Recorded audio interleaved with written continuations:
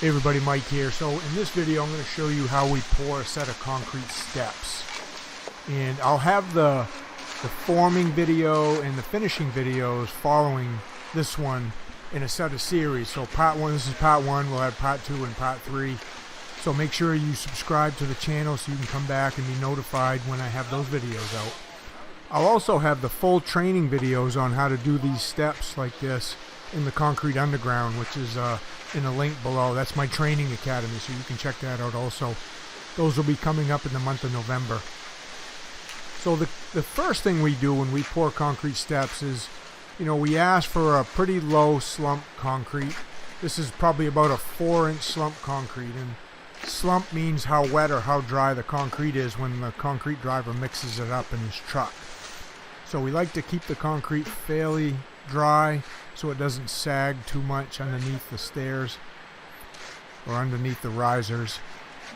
This set of steps is about 8 feet wide, and as you can see, there's 4 step ups from what's going to be in the parking lot here into that entryway which goes into the building.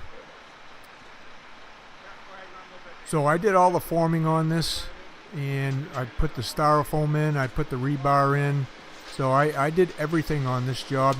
I'm actually a subcontractor, so I didn't do the design or the planning or anything like that. I had a set of blueprints I was going by, and that's exactly what I did. I formed everything right to those blueprints.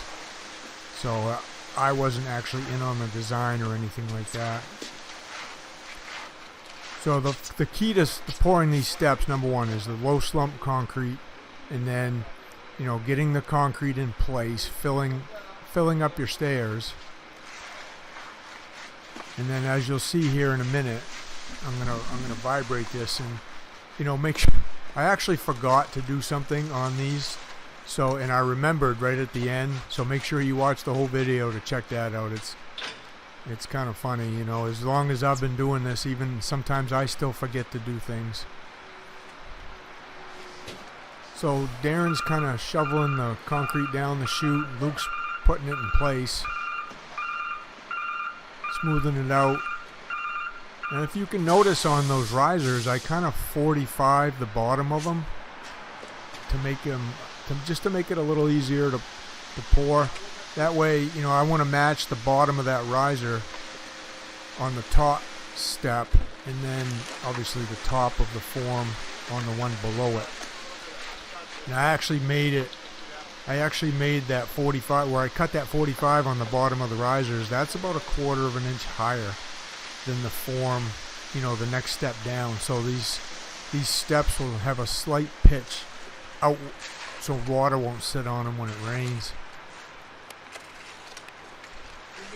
We'd like to have the same slump concrete on all the risers, so when we go to finish, we end up stripping these boards off to finish. You'll see that in the finishing video. All the concrete's the same slump where the risers are.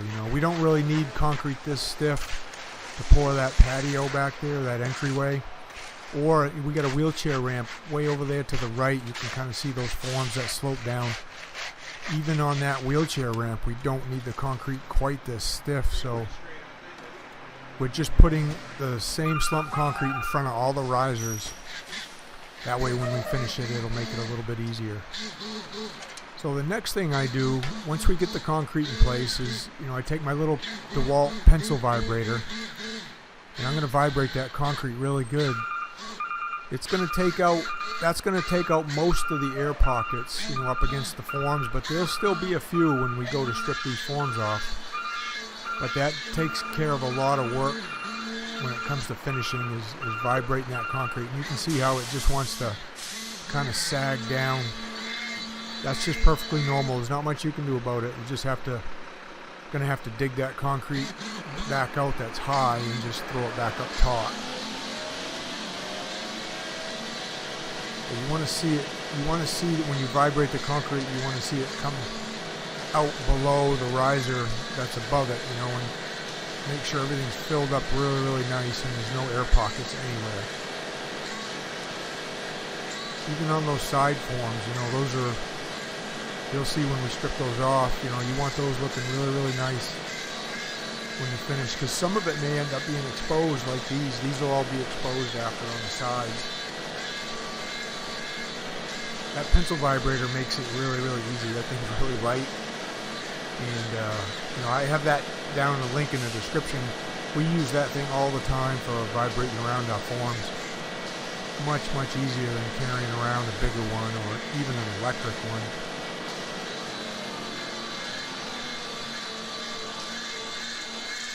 And that's how we get the vibrating done right there.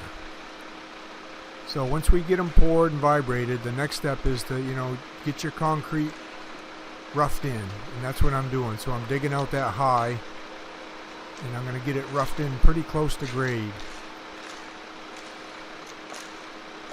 We get quite a bit of saggage on this because I really vibrated them really, really good. That's going to make the whole difference in the world when you go to start finishing them. So, I mean, just take your time. If it's not 90 or 100 degrees out, you should have plenty of time to get these magged in. You can see Darren and Luke out there over there starting to pour that concrete ramp. So I'll just end up rough magging these steps myself, getting them in place while them guys do the ramp.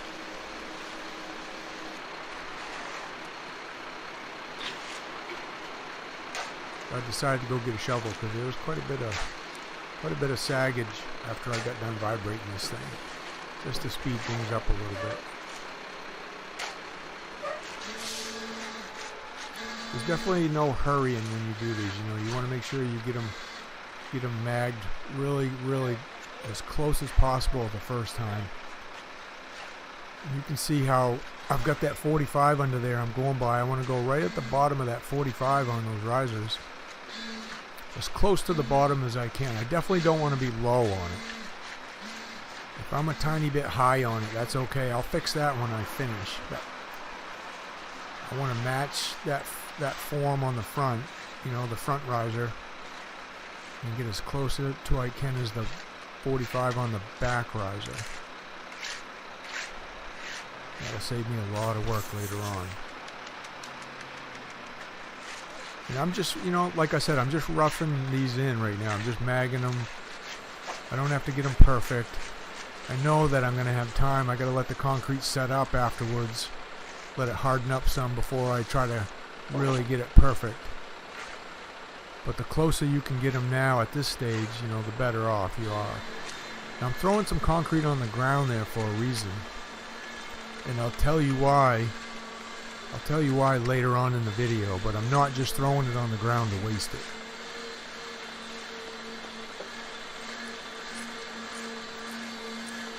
Now if I didn't have a 45 underneath those risers, and I don't need one, but it just makes the finishing go a little easier. If I didn't have that 45, I'd have the full 1.5 inch width of the 2x to go by. But that just makes it a little harder to finish. You know, the 1.5 inch of that 2x, when you go strip it off, if that's dug into the concrete at all, if let's say you're 1/8 high in the back and you have to fill that whole 1/8 of an inch deep by 1.5 inch wide by the length of it, 8 feet of it, that's a lot of work when it comes to finishing. So that's the reason we 45 that. We can get right under that as much as possible to start with.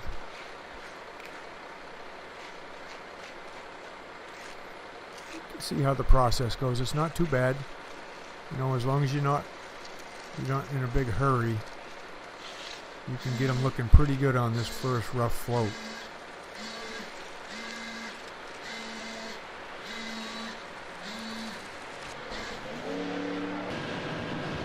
So that's how I get the first rough float mag.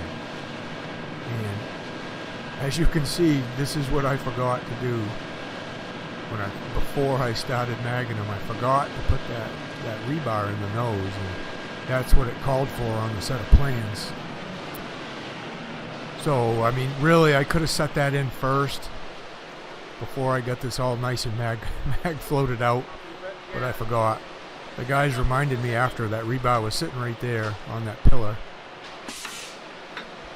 So we'll just stick it in now. It's a good thing we remembered while the concrete was still pretty green. Get it in place, and then we're going to just push it down a couple inches. We want it about 2 inches below the surface and about 2 inches away from the form. And that's just to help reinforce the nose of those stairs. So I had to go back and remag everything again. But hey, I guess I could just chalk it up to old age, right? So once I got it pushed down in place, I'll just get it magged back out. It'll only take a few minutes. Pushing that rebar in there means I probably have to dig out just a little extra concrete here and there. But it wasn't too bad. You can see Darren and Luke they're getting started on pouring that entryway up top. So I really haven't helped them guys that much today. So I'm just going to continue to remag out those steps while them guys start pouring that entryway. They got the ramp all done already. And that's basically how we pour a set of concrete steps. I mean, it's just, you get them poured out. Nice. If your slump is good, it makes the whole process a lot easier. So get them poured out, get them vibrated. And then the forming comes into play. If you did a good job forming them, then getting them magged out like I'm doing right now is going to be fairly easy. And then it's a matter of just waiting for them to set up a little bit so you can finish. So again, if you haven't subscribed yet and you want to see how we form these, how we finish these, go ahead down there and hit subscribe now. Hit the little bell notification. This is us starting to finish them. So this will be one of the next videos you'll be able to see if you're a subscriber. So make sure you come on back and we'll show you how we strip the forms, how we finish these, how we rub the faces out with a sponge. That'll all be coming up, guys. Thanks a lot. We'll see you on the next one.